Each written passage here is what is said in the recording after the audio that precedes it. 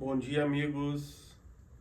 Glória a Deus por essa oportunidade de estarmos novamente juntos para falarmos a respeito da palavra de Deus. Amém?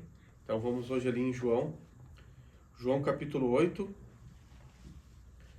Vamos ler do versículo 53 até o 59. João 8.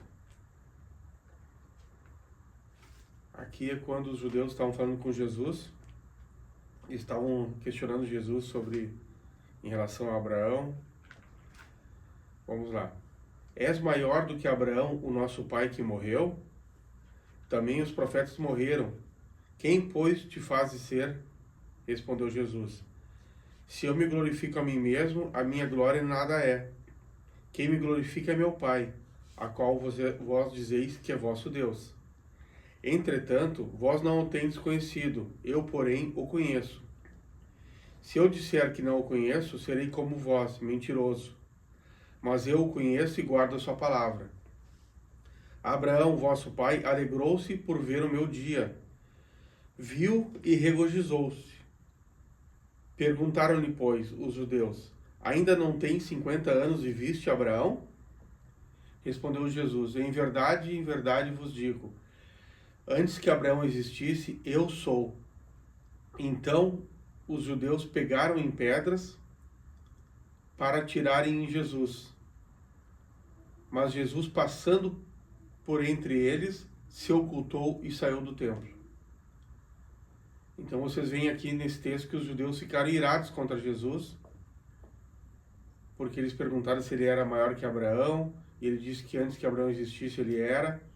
Eu quero que vocês prestem atenção nesse último versículo 59, que diz que os judeus pegaram em pedras para atirar em Jesus, mas não conseguiram fazer isso. Mas Jesus passou pelo meio deles e se retirou e saiu do templo. Tá? Aguardem esse finalzinho, porque nós vamos ler outro versículo que está em João 10,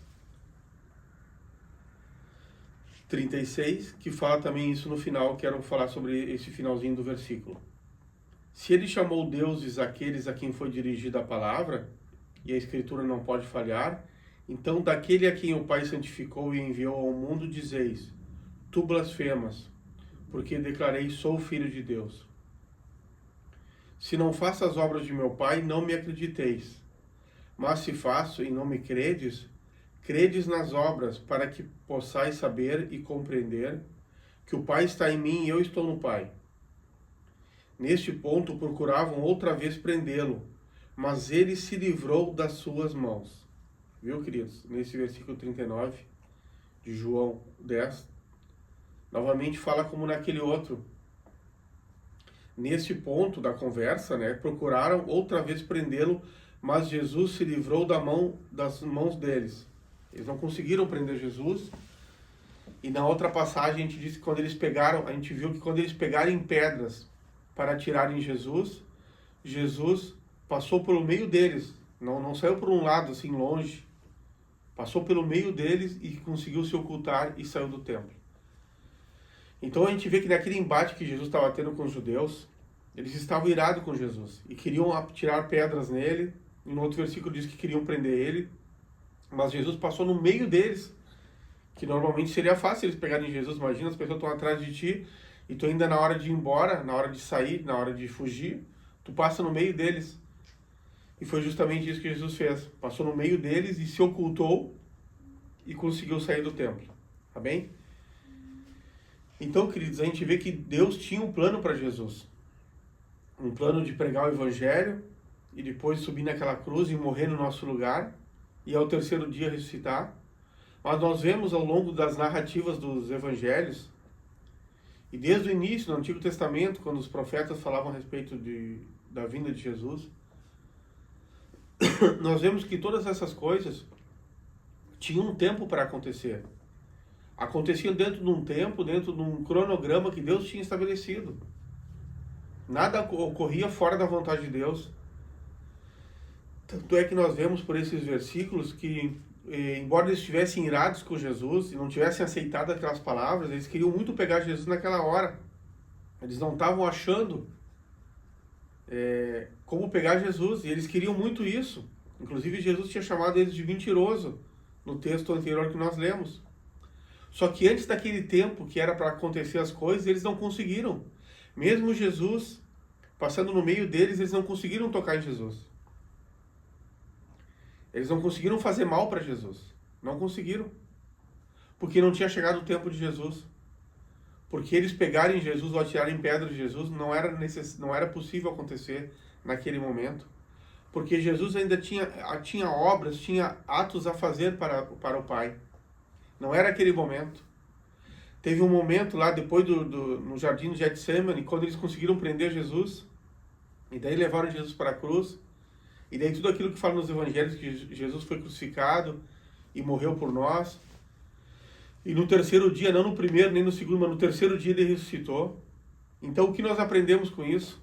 Que Deus tinha um plano para Jesus e as coisas aconteceram segundo esse plano, no tempo que eram para acontecer, nada antes nem nada depois. Antes os judeus não conseguiram tocar em Jesus, não conseguiram fazer mal para Jesus, porque não tinha chegado o tempo disso acontecer. Então todas as coisas foram acontecendo conforme o planejamento de Deus. E isso, queridos, também é assim em relação às nossas vidas. Eu falo para você que é cristão, para você que ainda não conhece o Senhor, mas principalmente para você que já anda com Deus, saiba, você já sabe disso, que Deus tem um plano para a tua vida, tem um propósito na tua vida.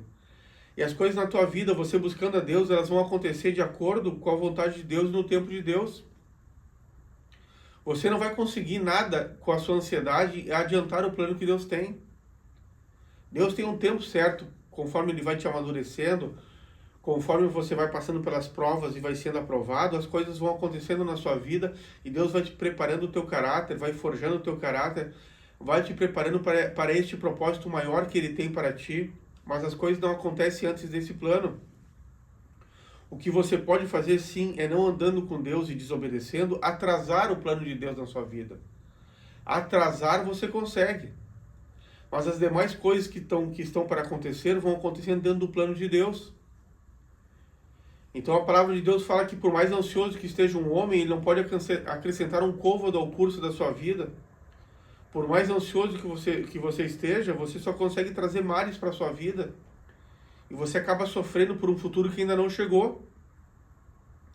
Então você tem que aprender a esperar que Deus tem um tempo para realizar as obras na sua vida. E o tempo de Deus é diferente do teu tempo. O nosso tempo é imediato. A gente gostaria de ver todas as coisas realizadas.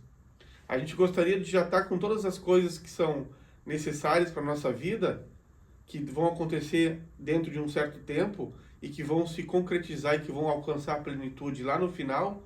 Eu sei como é que é, porque também já passei por isso. Nós gostaríamos que tudo já estivesse acontecendo agora, nesse dia que se chama hoje. Mas não é assim que funciona. É melhor que nós entendamos logo como funciona, para que nós não ficamos assim, para que nós não passamos essa vida nos decepcionando, achando que todas as coisas vão acontecer dentro do mesmo ano e dentro de 2 anos. Mas paulatinamente, segundo a sabedoria de Deus, as coisas vão acontecendo segundo a sua vontade, e não segundo a nossa vontade, e não segundo o nosso tempo, mas no tempo de Deus. Então peça para Deus lhe dar paciência, e lhe dar uma visão espiritual e sabedoria, para que você possa compreender o tempo de Deus na sua vida, para que você possa compreender isso que estou te falando nesta manhã, para que você entenda que Deus tem esse plano e Ele vai fazendo aos poucos. A palavra de Deus diz que a vereda do justo é como a luz da aurora, que vai indo aos pouquinhos, dia a dia, até ser dia perfeito.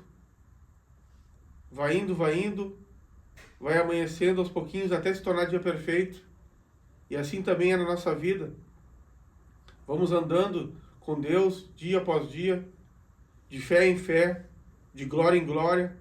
Pela fé vamos subindo degraus, vamos passando por etapas, e Deus vai fazendo as transformações, vai acrescentando na nossa vida o que é necessário, dia após dia, dentro do tempo dele, mas não dentro do nosso tempo. Amém? Por isso, então, aprendamos a viver a vida cristã com paciência, esperando em Deus, obedecendo a Deus para não atrasar o seu propósito, mas sabendo que nenhum mal vai acontecer na sua vida, por mais que te ameacem. Quando for necessário, o Senhor vai fazer com que você consiga passar por meio dos seus inimigos e eles não vão conseguir te tocar. Não sendo da vontade de Deus, eles não vão conseguir te tocar. Deus vai te guardar. Ele vai te dar o livramento. Você vai conseguir passar assim como Jesus no meio dos seus inimigos e nada vai acontecer. Você vai conseguir se retirar daquele lugar de tribulação, de ameaça. Amém? Guarda essa palavra no teu coração. Com essa nova visão, com essa perspectiva, aprenda a esperar e sabendo que Deus tem tudo dentro do seu propósito. Nada foge do comando do Senhor.